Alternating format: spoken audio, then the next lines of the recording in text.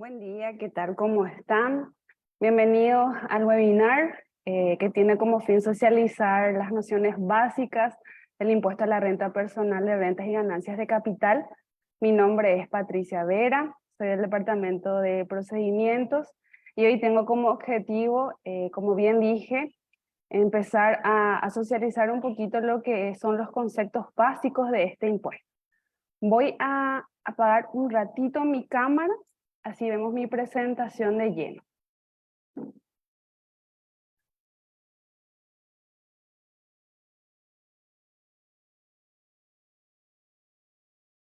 Vamos a empezar primero definiendo un poquito lo que son las rentas y ganancias de capital, ¿sí? Es fundamental conocer estos conceptos porque tienen similitudes y tienen también diferencias. Las rentas son aquellos beneficios periódicos, por ejemplo, las regalías, los derechos, las patentes, los arrendamientos o alquileres, por ejemplo. En cambio, las ganancias son aquellos beneficios circunstanciales o esporádicos, por ejemplo, la venta de inmuebles. Si yo soy una persona física que no me dedico a la venta efectivamente de inmuebles y esporádicamente lo vendo, voy a estar afectado a este impuesto. Entonces, una vez determinado y entendido esos conceptos, es bueno saber cuáles son las rentas y ganancias que sí están alcanzadas taxativamente por el IRP. Son aquellas ganancias en dinero o en especie, es decir, en bienes. Puede ser que no nos paguen efectivamente en billetes, entonces nos dan algún vehículo, ¿no? Algún bien en compensación a eso, que provenga directa o indirectamente del patrimonio, es decir, de nuestros bienes propios, de bienes o derechos pertenecientes al contribuyente.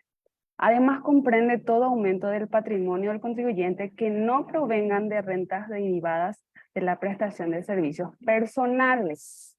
Sí, eso es un punto muy importante también. Esta definición lo vamos a encontrar en el artículo 57 de la Ley 6380.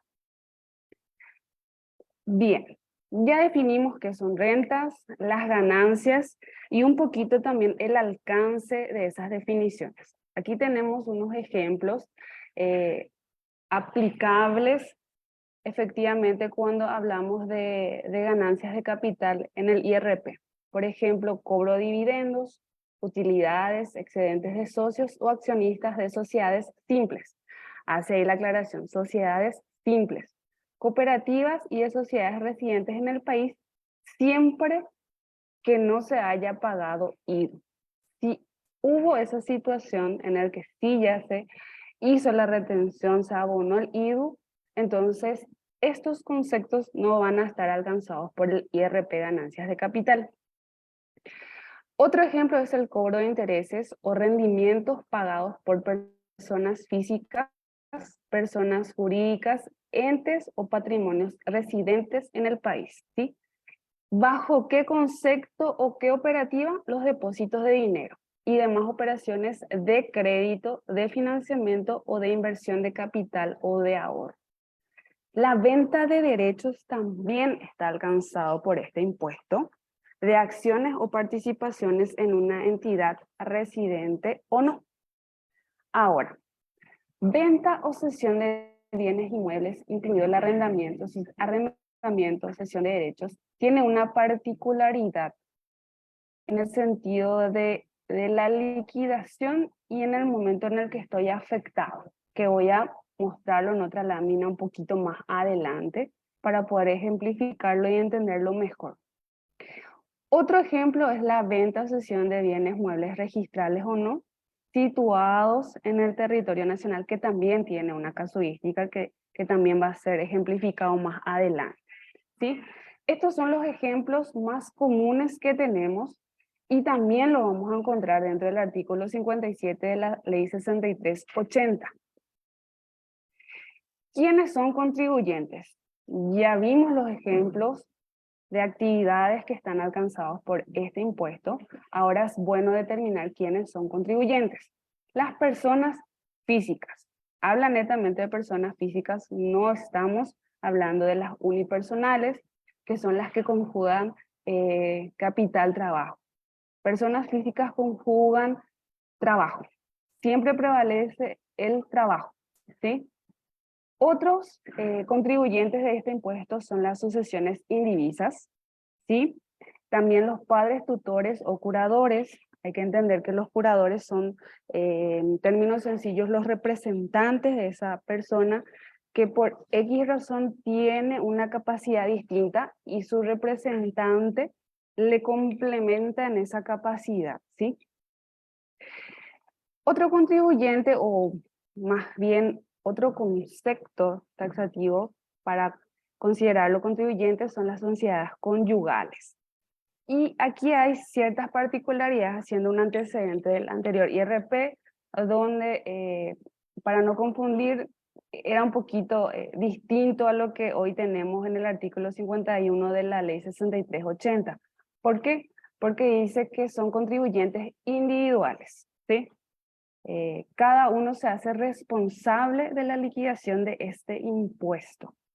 Por otra parte, también dice que el 100% de las rentas y ganancias deben ser determinadas por ese matrimonio, esposa, esposo. 100% del incremento patrimonial también obtenido, el 100% de los bienes de la ganancia, de la comunidad ganancial. Y otro punto importante son los bienes o derechos en condominio entre ellos o con terceros. ¿Qué quiere decir esto? Que la porción que se le atribuya a ese cónyuge es lo que va a estar declarando taxativamente en este impuesto. ¿Cuándo debo inscribirme en el IRP por rentas y ganancias del capital? Hay dos situaciones que se presentan y dependen mucho de la actividad o de la operación que estoy desarrollando. El primer punto es general, aplica para cualquier actividad y dice que la persona física residente, es decir, que vive aquí en Paraguay, deberá inscribirse en el IRP, RGC, rentas y ganancias de capital, dentro de los 30 días hábiles de haber obtenido rentas grabadas, es decir, rentas alcanzadas. Ya vimos ese ejemplo en una lámina anterior, relacionadas a dicho impuesto a partir de la fecha en que haya. Y ahí tenemos las dos particularidades. El primero dice, percibido las rentas señaladas en el artículo 57, ¿sí? Que habíamos visto, por ejemplo, que era el cobro de dividendos, cobro de intereses, la venta de derechos, acciones, pero aquí dice con excepción del arrendamiento o subarrendamiento de bienes, ¿sí? En cuyo caso deberá inscribirse al momento de iniciar dicha actividad. Es decir, si yo al 1 de febrero inicié un contrato de alquiler, en el proceso de inscripción como fecha de inicio de actividad, o en todo caso si es una actualización como fecha de inicio, afectado a este impuesto, voy a estar colocando 1 de febrero del año 2023, ¿sí? La otra casuística se da para la otra operación que es la venta de inmuebles registrables o no. La ley nos dice que solamente estoy obligado a inscribirme cuando supero el monto de 20 millones de guaraníes, para el caso de la enajenación o venta, debiendo considerar el valor total percibido en el año. Por ejemplo, vendo una moto por 10 millones, con esa venta de la moto no estoy todavía alcanzado obligado a inscribirme. Ahora, si vendo un vehículo por el valor de 20 millones, ahí ya suma 30, ahí sí yo ya estoy obligado a inscribirme y a declarar la totalidad en el formulario asignado para este impuesto. Otro punto importante y bastante relevante es que al proceso o en el proceso de una inscripción, yo tengo que establecer qué actividad económica voy a estar ejerciendo, ¿sí? Cuando soy nuevo contribuyente tengo que escoger como código de obligación la 716, que es efectivamente el IRP ganancias de capital. Y la actividad económica, siempre que no sea la de actividades inmobiliarias, por arrendamiento va a ser el código 99999, 99.999 sin código equivalente. Entonces, si yo selecciono ese código de actividad, posiblemente estoy percibiendo algún cobro, estoy vendiendo algún derecho de acciones o una participación, etc. Ahora, si yo efectivamente estoy arrendando o subarrendando algún bien, la actividad que yo debo escoger es la con código 68100, actividades inmobiliarias realizadas con bienes propios o arrendados, ¿sí? Existe otra casuística que son las personas que ya están inscritas en el RUC, ¿sí? Y deben entonces hacer una actualización de datos e incorporar el código de obligación 716. Sea un contribuyente nuevo o un contribuyente que ya está registrado, siempre el código de la obligación de este impuesto es la 716. Ahora, como bien comenté, hay que tener en cuenta qué actividad económica voy a estar seleccionando. Un punto relevante es lo mencionado con respecto a las retenciones.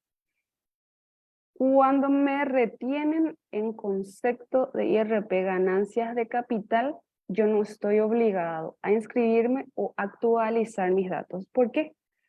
La retención es efectivamente una parte del impuesto o la totalidad, valga la redundancia, retener e ingresar al fisco. Lo ingresa otra persona por mí.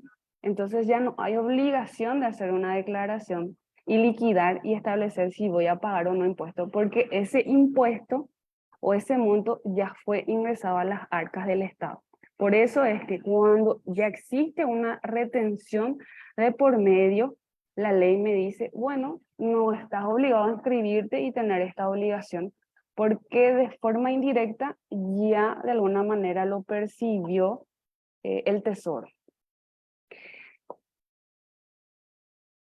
Punto importante para los que van a inscribirse por primera vez.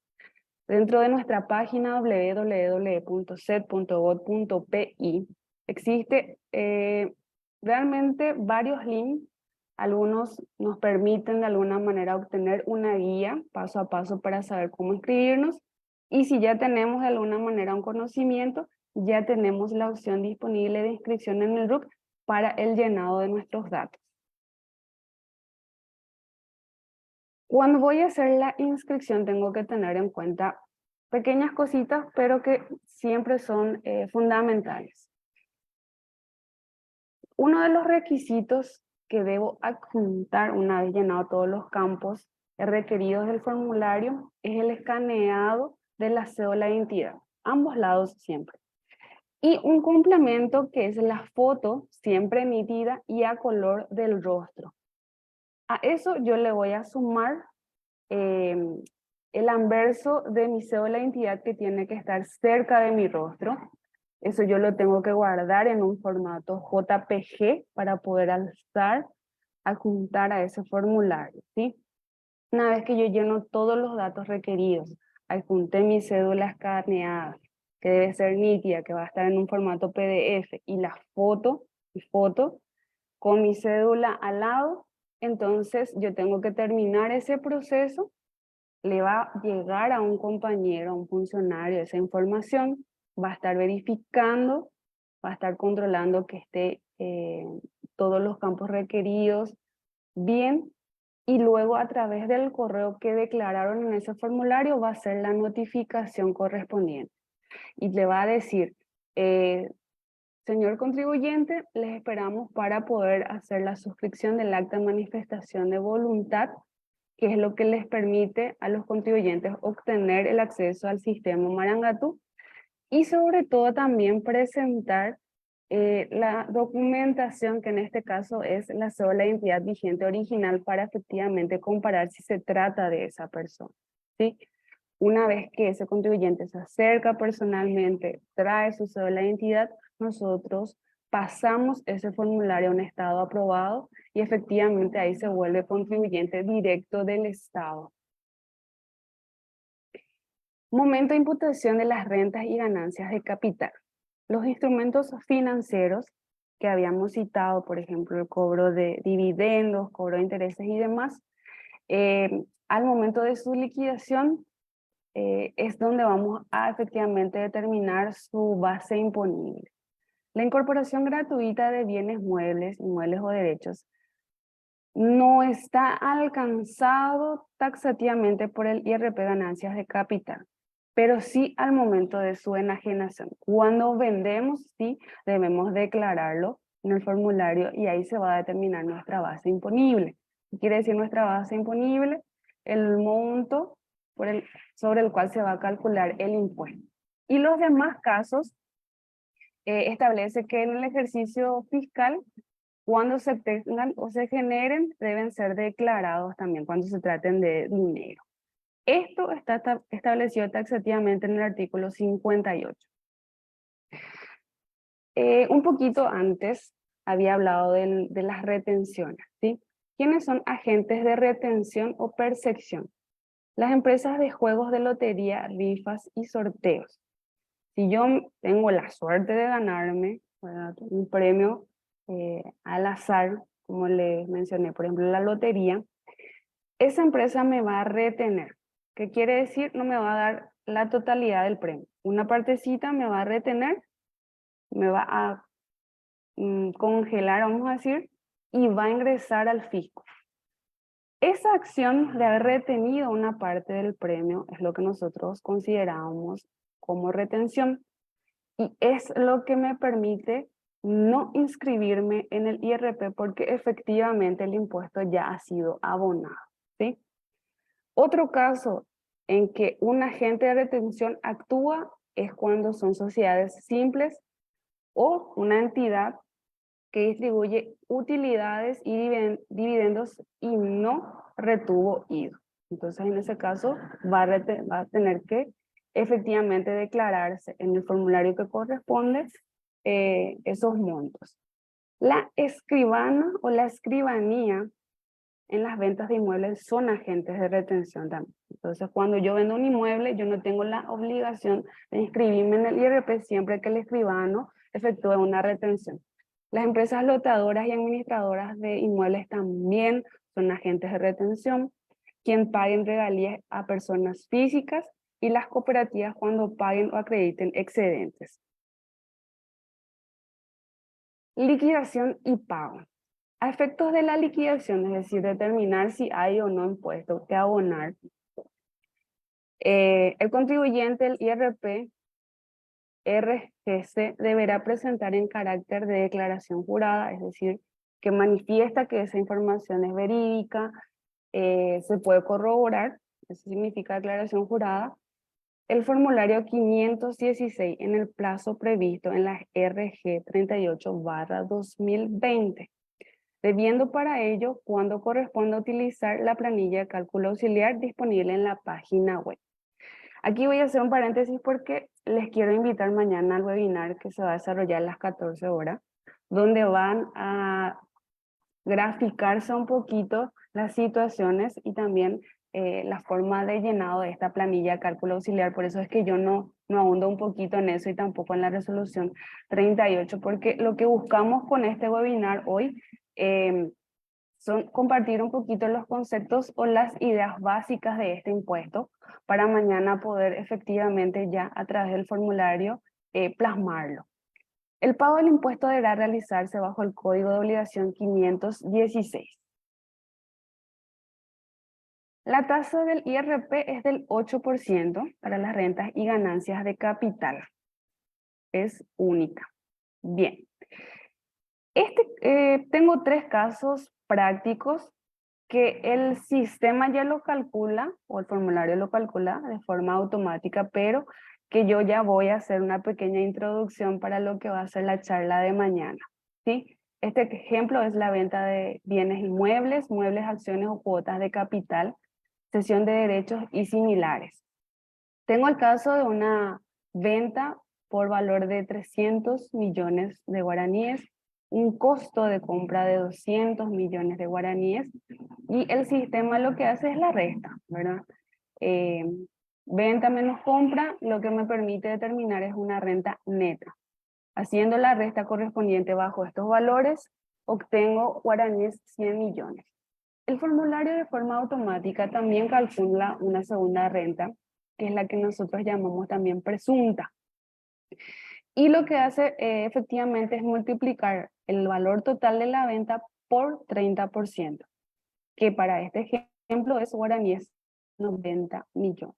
Mi base imponible, sobre el cual se va a calcular el impuesto del 8%, va a ser la menor.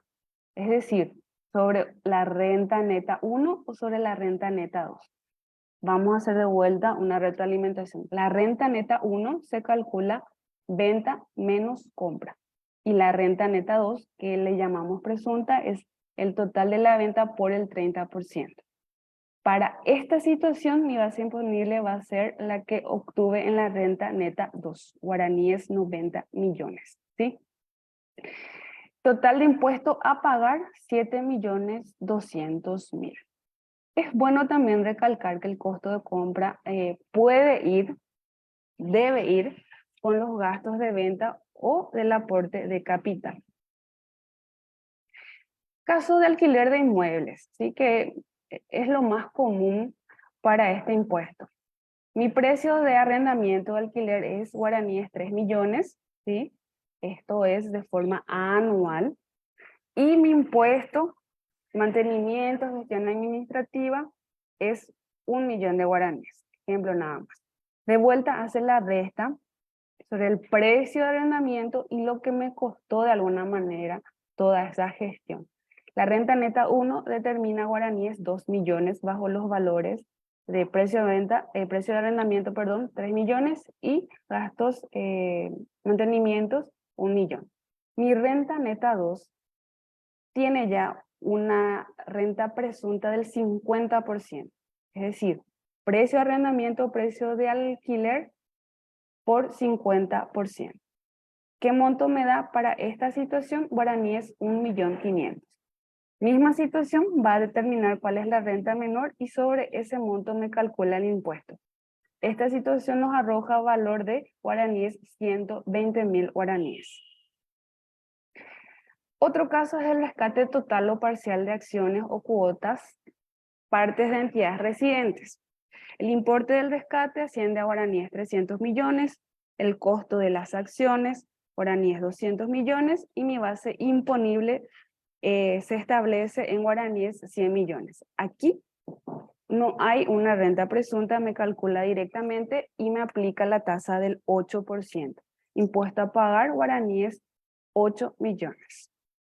Una vez que yo determine si hay impuesto o no a pagar, porque pueda darse la situación de que yo declare valores y el sistema me dice no hay nada que abonar al fisco, entonces esa declaración o ese proceso, esa operación termina ahí. Ahora, si efectivamente el formulario determinó impuesto y yo tengo que pagar, lo puedo hacer a través de una boca de cobranza, a través de las procesadoras de tarjetas de crédito y o débito, o a través del pago electrónico. Una de las consultas que siempre recibimos, tanto en el call center o a través de Contáctenos, es la documentación, ¿sí? Ese documento que efectivamente me permite tener respaldo de la operación que se está realizando. Cuando hablamos de arrendamiento y subarrendamiento de inmuebles, nuestra normativa nos establece que el comprobante de venta o el comprobante de respaldo es la factura virtual o preimpresa, ¿sí? El comprobante ya tangible, vamos a decirle. Cuando hablamos de regalías recibidas del exterior, también son las facturas virtuales o preimpresas. La enajenación de bienes muebles también, ojo, hablo de muebles. Rescate total o parcial de acciones también van a ser las facturas virtuales o preimpresas. Y el monto total percibido en cualquier otro concepto no señalado también va a ser considerado como comprobante de respaldo en la factura virtual o la preimpresa, ¿sí? Ahora, en el caso de que se me practique retención, el comprobante de respaldo va a ser ese comprobante de retención, ¿sí? Que se genera o a través del software denominado TESACA O también el comprobante de retención que se genera a través del sistema Marangato, que va a ser para la generación de inmuebles en los que interactúa el escribano, por ejemplo, los dividendos no alcanzados por el IDU que habíamos visto, por ejemplo, en el caso de las sociedades simples, la percepción de excedentes de cooperativas mutuales que dentro de poco seguramente se van a estar acreditando, las utilidades, las regalías, la percepción de dinero en juegos de azar. Todas estas operaciones o todas estas situaciones generan un comprobante de retención y ese es el comprobante de respaldo de que efectivamente ya aboné de forma indirecta el impuesto. ¿Por qué digo indirecta? Porque la persona que está generando ese comprobante de retención o la entidad que está generando es la que va a ingresar el impuesto por mí, ¿sí? En cambio, en la otra situación donde estaban los comprobantes virtuales o preimpresos, que son estos, aquí yo tengo que hacer la declaración en el formulario, ¿sí? Y es anual el formulario. ¿Qué quiere decir? Que yo tengo que registrar toda la operación que se efectivizó para nuestra situación hoy en el ejercicio 2022. Cupón o extracto de entidades bancarias, financieras, cooperativas y mutuales es solamente para los intereses ganados por depósito en dinero y otros intereses obtenidos en una entidad. Exoneraciones. Estos conceptos que ahora voy a citar no están alcanzados por el IRP ganancias de capital. Son los intereses de títulos de deuda pública, la enajenación de bienes muebles cuando no superen 20 millones, que es un ejemplo que ya vimos, los intereses, las comisiones o rendimientos por depósito de entidades bancarias y financieras en el país, en cooperativas y mutuales, la venta de inmueble por expropiación, diferencia de cambio, ¿sí? Positiva efectivamente, y los premios de lotería, rifas, sorteos, bingos y similares menores a 500.000. Exoneraciones relativas a operaciones en bolsa de valores. Los intereses y utilidades provenientes del mayor valor obtenido de la venta de bonos bursátiles colocados a través de la bolsa de valores regulada por la SNB. Los intereses, los rendimientos y las utilidades provenientes del mayor valor obtenido por la negociación de títulos y valores también a través de la bolsa de valores regulados por la Comisión Nacional de Valores, incluidos los títulos de deuda emitidos por sociedades emisoras autorizadas, los rendimientos provenientes de la valoración de la cuota participación o mayor valor de la negociación o liquidación de los fondos patrimoniales. En algún momento se decía que la inversión era castigado, entonces aquí se puede ver que estos están exonerados. Rendimiento de las empresas unipersonales. Siempre es bueno también conceptualizar un poquito lo que es una empresa unipersonal. Cuando hablo de una empresa unipersonal, hablo de aquella persona que necesita conjugar capital y trabajo, donde prevalece el capital para efectivamente lucrar o tener utilidades. La reglamentación en el artículo 18 del decreto del IRP dice que los beneficios, regalías o rendimientos que perciba una persona física, es decir, donde prevalece el trabajo, estarán grabados por el IRP. Ahora, cuando los rendimientos se perciban por el dueño de una empresa unipersonal, estos no estarán alcanzados por el IRP, ¿sí? Y van a ser liquidados por otro impuesto. Ya vimos un poquito los ejemplos en los que yo debo de tener en cuenta una posible inscripción en el IRP, quiénes son contribuyentes, vimos unas casuísticas de cómo funciona el formulario que mañana va a ser más extensiva. Un punto que puede presentarse también es la necesidad de dar de baja la obligación del IRP. ¿Qué significa baja? Cancelar esa obligación. Entonces, nuestra reglamentación dice que el contribuyente va a poder solicitar esa baja o esa exclusión dentro de los 30 días hábiles de iniciado un ejercicio fiscal. Ejercicio fiscal significa año calendario, que va del 1 de enero al 31 de diciembre. específicamente para este impuesto porque hay también excepciones. Cuándo empieza y cuándo termina, pero para otro impuesto. Entonces, tengo 30 días hábiles para hacer esta baja. O en todo caso, la cancelación del RUC, de la obligación o la baja de la obligación 716, según corresponda. En caso de que el ejercicio fiscal anterior, porque hay una condicionante, no haya obtenido rentas declaradas, ¿sí? Es decir, lo declaré con valores cero. Entonces, en el formulario 516, el compañero que va a analizar esta solicitud, ya sea de exclusión, cancelación o baja, va a estar verificando la declaración anterior para efectivamente aprobar o rechazar. ¿Sí? Punto importante, la fecha de baja deberá ser al 31 de diciembre del ejercicio fiscal anterior. Ejemplo, si yo me quiero dar de baja porque el año pasado no tuve movimiento, el año antepasado tampoco, el año antepasado tampoco, entonces hoy yo puedo generar una solicitud, ya sea cancelación o una actualización, y lo voy a generar al 31 de diciembre de 2022, ¿sí? Que tengo que tener también en cuenta que esa declaración tiene que estar en carácter de clausura. Transcurrido el plazo señalado, se va a aplicar una contravención que es de 50.000 guaraníes por una comunicación tardía. Dentro de la página de la SED encontramos diversos materiales, entre ellos encontramos, como les dije en un momento, guías, están los instructivos de los formularios que nos permiten de alguna manera saber qué vamos a declarar en los campos, en las celdas o en las casillas habilitadas dentro de ese formulario, ¿sí? Entonces, vamos a ingresar a la página de la SED y hay una opción, a ver si puedo,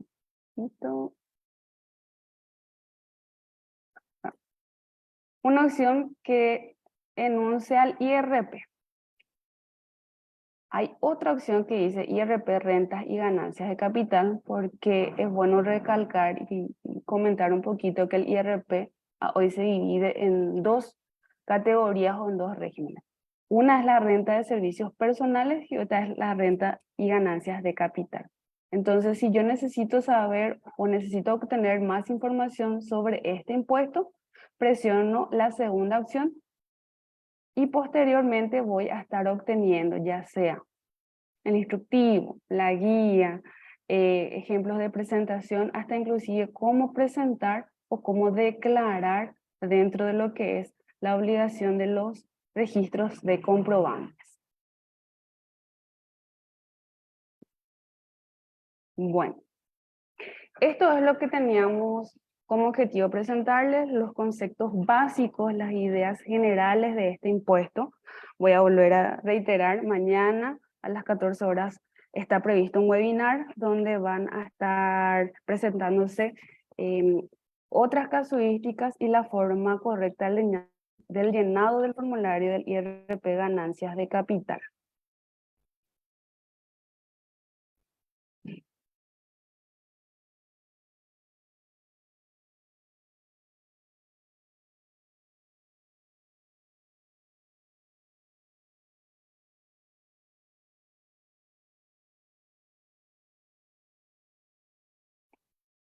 Bueno, vamos a verificar si hay consultas.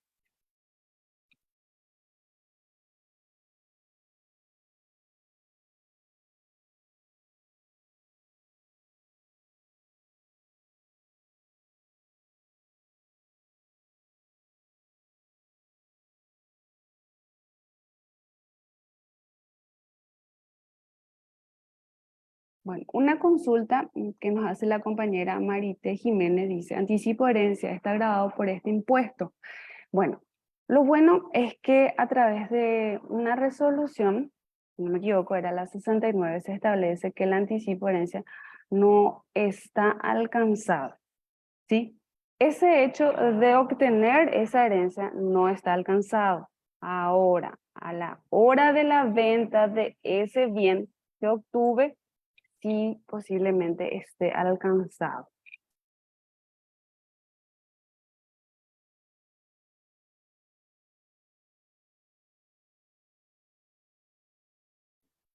Verificamos, ya no hay más consultas. Agradecerles por haberse unido al webinar, comentarles que van a seguir habiendo más charlas, instarles a que participen, a que hagan sus consultas y de vuelta agradecerles por la participación. Que tengan un hermoso día. Muchas gracias.